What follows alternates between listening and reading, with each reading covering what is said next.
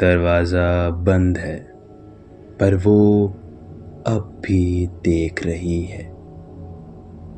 कुछ खत्म नहीं हुआ, ये तो आपका डर शुरू हुआ है। नमस्कार दोस्तों, स्वागत है आपका सूर्यांश टेल्स में। और आप सुन रहे हैं कहानियाँ मेरे यानी सूर्यांश के साथ। आज कहानी हाउस नंबर 88 शिवांश नगर इंदौर को आगे बढ़ाते हैं। तो शुरू करते हैं आज की कहानी। दरवाज़ा बंद होने के बाद कुछ सेकंड तक किसी ने सांस नहीं ली। फिर नीता ने धीरे से अलमारी की तरफ देखा। दरवाज़ा बंद था पूरी तरह, लेकिन अंदर अब भी उंगलियों के निशान थे। सूखे नहीं थे, जैसे अंदर कोई अब भी हिल रहा हो। रिया ने फुसफुसाकर पूछा, माँ, वो औरत कौन थी? नीता ने जवाब नहीं दिया, क्योंकि उस पल उसे याद आया उस औरत ने दरवाजे पर खड़े होकर घर नहीं देखा था, उसने गिना था। दोपहर को नीता रसोई में थी। दूध चढ़ा हुआ था, उबल नहीं रहा था, बस हल्का सा कांप रहा था।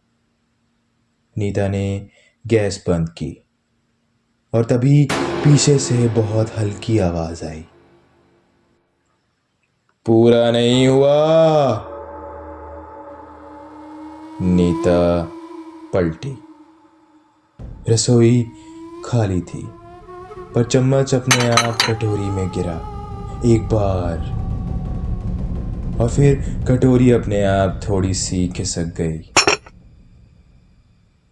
उस रात आरव देर तक नहीं सो पाया। उसकी उंगलियां बार बार अपने आप मुट्ठी में बंध रही थी, जैसे किसी ने उन्हें सिखा दिया हो कैसे डर पकड़ना है। करीब 2:17 उसकी आंख खुली।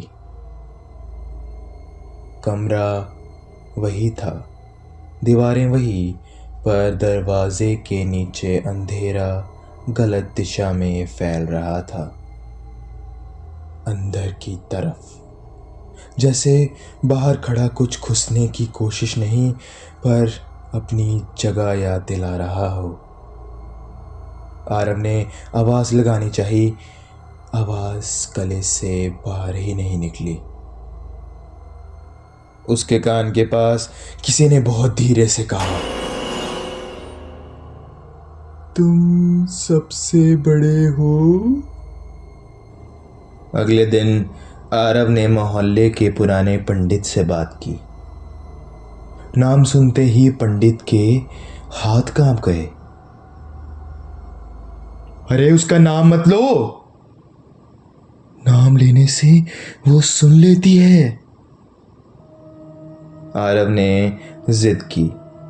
पंडित ने बताया वो औरत 20 साल पहले इसी मोहल्ले में रहती थी।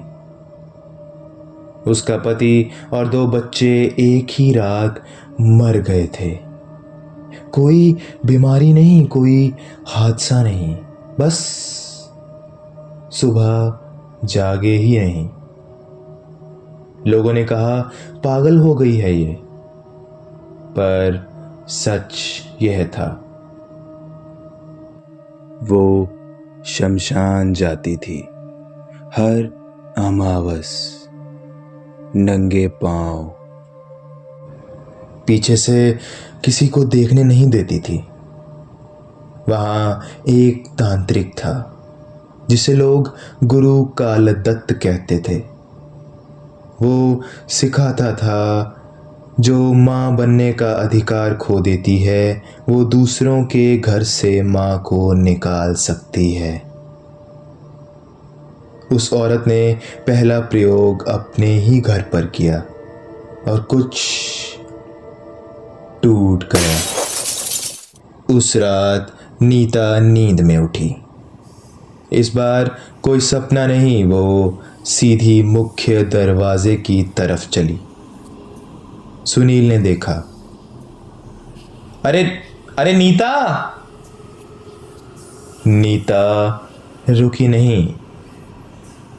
दरवाजा अपने आप खुल गया। बाहर वही औरत खड़ी थी। नीता ने एक कदम आगे बढ़ाया। आओ आओ, तुम्हारे बच्चे थक गए हैं। नीता ने एक कदम आगे बढ़ाया और तभी रिया ने चीख मारी, माँ! उस आवाज ने नीता को खींच लिया। दरवाजा जोर से बंद हुआ। बाहर खाली गली थी, पर फर्श पर नमक के निशान थे, गोल घर के चारों तरफ। अगली रात घर के बाथरूम की लाइट अपने आप चली। आरव अंदर गया। आईने में उसके पीछे एक बूढ़ा आदमी खड़ा था। बाल मिट्टी जैसे, आंखें खाली। तो देर से आया। आरव भागना चाहता था, पर फर्श घुटनों तक धंस गई। बूढ़ा बोला, खेती पूरी हो चुकी है, अब घर को देना पड़ेगा। आईना फट गया। आरव बेहोश हो गया। उस रात पूरा घर एक साथ जागा। दीवारों से सांसों की आवाज आ रही थी। अलमारी खुली। अंदर काले धागे, हड्डियां और बच्चों के कपड़े थे। और वो औरत हॉल में खड़ी थी। फर्श खुला। नीचे वही मरी हुई औरतें। औरत बोली, हर घर एक माँ देता है। और आगे की कहानी अगले भाग में। बस यहीं तक थी ये कहानी, पर सफर तो अभी शुरू हुआ है।